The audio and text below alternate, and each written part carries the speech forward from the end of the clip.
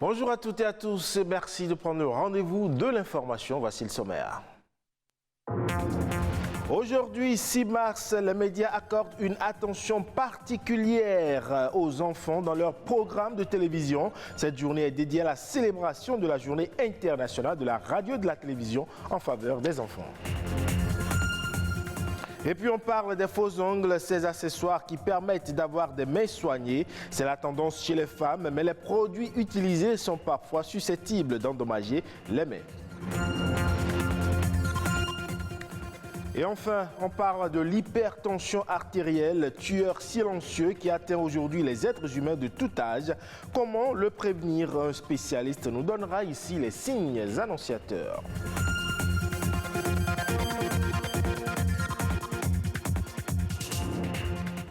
Merci à vous de nous préférer. Je le disais, ce 6 mars, c'est la journée internationale de la radio et de la télévision en faveur des enfants. Une journée au cours de laquelle les professionnels des médias se mettent sur la même longueur d'onde que les enfants. À l'occasion, justement, les producteurs d'émissions des chaînes de radio et de télévision sont invités à concocter des programmes en lien avec la situation des enfants et à leur donner l'occasion d'y participer. Plus de précision à travers cet élément. C'est une journée où les professionnels des médias du monde entier se mettent sur la même longueur d'onde que les enfants. Ils diffusent des émissions de qualité destinées consacrées aux enfants, mais surtout donnent l'occasion à ces derniers de participer à la production des émissions, de parler de leurs espoirs et de leurs ambitions et d'échanger des informations entre eux. Je propose qu'on aborde souvent les jeux vidéo, mais aussi les projets sur la santé. Parce que la santé avant tout, et surtout en cette période de Covid-19, on remarque toujours des victimes de Covid-19. Donc je propose qu'on diffuse souvent à la télé des lieux de santé, des hôpitaux. On fait des interviews dans des hôpitaux afin qu'on parle du coronavirus. J'aimerais qu'à l'occasion de cette journée internationale, on puisse diffuser des émissions qui sont basées sur la linguistique, les mathématiques, les disciplines qu'on enseigne à l'école et des jeux littéraires ainsi que mathématiques pour éduquer les enfants et les assister dans leur routine scolaire. Dans l'élaboration d'une grille des programmes, nous tenons toujours compte de nos différentes cibles. Donc, chaque programme diffusé vise prioritairement à informer, éduquer et distraire. Mais en ce qui concerne les enfants, nous avons des programmes qui collent à leurs différentes tranches d'âge. Nous diffusons des dessins animés, des documentaires, des séries qui en appellent un peu à la conscience des enfants en même temps que ça les distrait. S'il est vrai que les médias ont un rôle essentiel à jouer pour aider les enfants à faire connaître leur vision du monde, cette journée leur offre l'occasion de raconter leur propre histoire en tant que producteurs, reporters, rédacteurs, invités et directeurs de programmes de radio et de télévision. Nos enfants ne connaissent même pas l'identité de leur pays. Il va falloir inscrire ça dans le programme. Ils ne savent pas c'est quoi le bariba par exemple. Il faut passer, expliquer l'ethnie bariba, l'ethnie fon, l'ethnie kotafon, l'ethnie haoussa, les différentes ethnies qui existent. Nous mettons par exemple les dessins animés en début de soirée, lorsque les enfants reviennent autour de 16h30, 17h30, ils prennent un peu de répit et là ils peuvent regarder leurs dessins animés ou des magazines de leur âge. La journée permet à ces médias d'exploiter le pouvoir de la télévision et de la radio pour sensibiliser les populations aux problèmes de l'enfance. Lors de la journée internationale de la radio et de la télévision en faveur des enfants de 1998, quelques 2000 organismes établis dans 170 pays ont diffusé des programmes spéciaux sur l'enfance, souvent préparés par des enfants. Parlons à présent de l'un des accessoires de beauté des femmes. Eh bien, ce sont les faux ongles. Ils donnent l'illusion d'ongles parfaitement soignés et sans besoin de manucure. De sorte que lorsque les femmes en portent, eh bien, elles se sentent séduisantes. Mais l'utilisation de ces faux ongles pourrait également avoir des impacts sur la santé. Précision à travers cet élément. On les appelle encore les ongles américains. Les faux ongles sont des capsules artificielles utilisées généralement par les femmes et ils peuvent être de forme carrée, pointue et même ronde.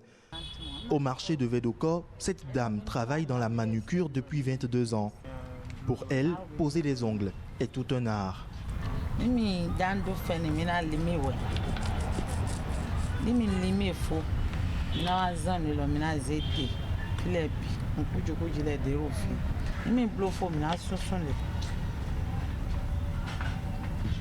Mina kwa fende na sogbe kudo fenton mi mo lo de sogbe mo na wa le mi do kote donc e sien o fi de ni bi o fi e na be panari e di ni dan place fe e na yin kan ji do e sogbe mi na dun lo do we e di mi ro gbogbo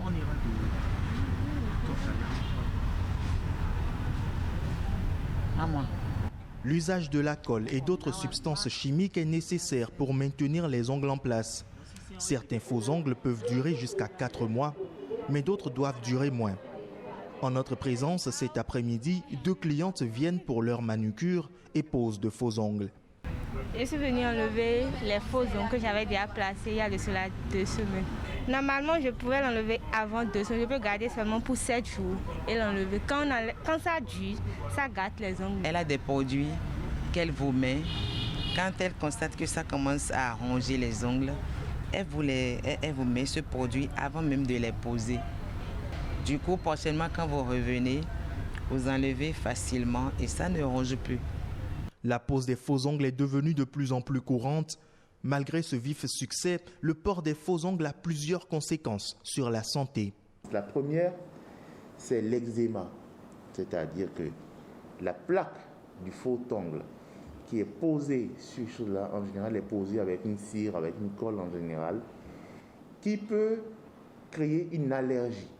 La deuxième chose, c'est que vous n'avez pas de système immunitaire qui réagit, mais le fait de la pose crée une irritation mécanique qui fait que la personne est gênée. Le fait que l'on garde donc, une substance, un matériel étranger au-dessus de son ongle, crée en général un espace entre l'ongle et le faux ongle. Et donc va se former en général entre les 2 couches donc, des champignons qui sont des infections fongiques. Le non-respect des règles d'hygiène et de stérilisation lors de la pose des faux ongles peut aussi nuire à la santé. Si rien n'empêche le port de faux ongles à l'occasion d'un événement spécial, le port à long terme est déconseillé. L'hypertension artérielle tue sans tambour ni trompette. Au départ considérée comme une maladie du 3e âge, eh bien, elle atteint aujourd'hui toutes les tranches d'âge. Alors, quels sont les signes annonciateurs d'une telle pathologie et à quoi s'expose-t-on en cas de complications? Explication ici avec Latif Moussé, il est cardiologue. L'hypertension artérielle, de manière claire, n'a pas de signe. Tous les signes qu'on cite, c'est les signes d'intolérance du fait des chiffres élevés. Et ces signes d'intolérance, on peut avoir vertige quand la tension est à 8. De la même manière, on peut avoir vertige quand la tension est à 19, 20. On peut avoir des maux de tête quand la tension est à 7.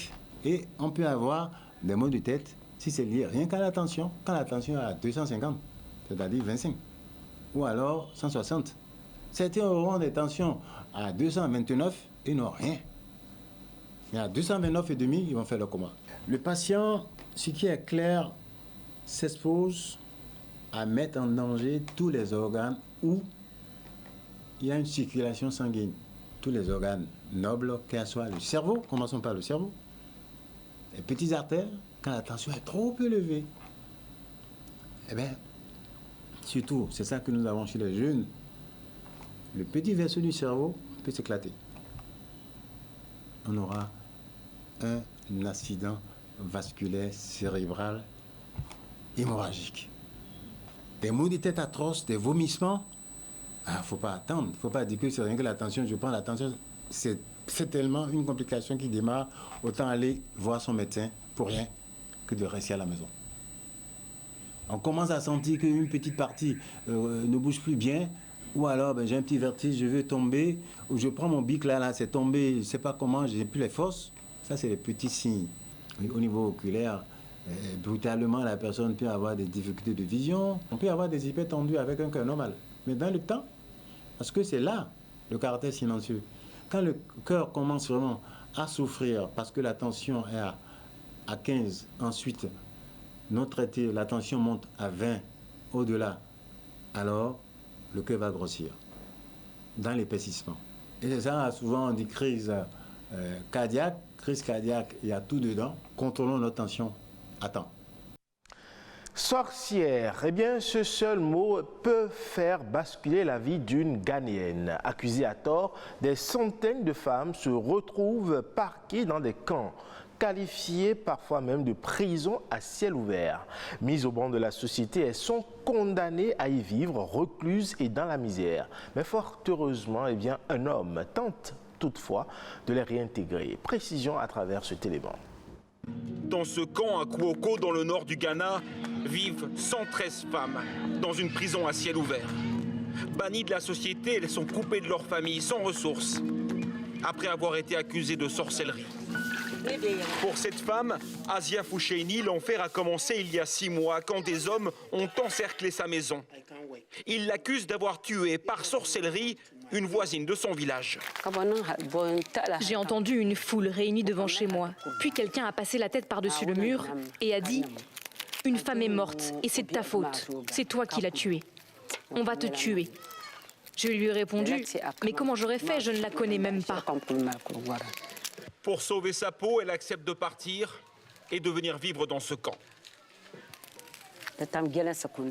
Je n'aurais jamais cru que ça allait m'arriver à moi, qu'un jour je serais accusée de sorcellerie et envoyée ici.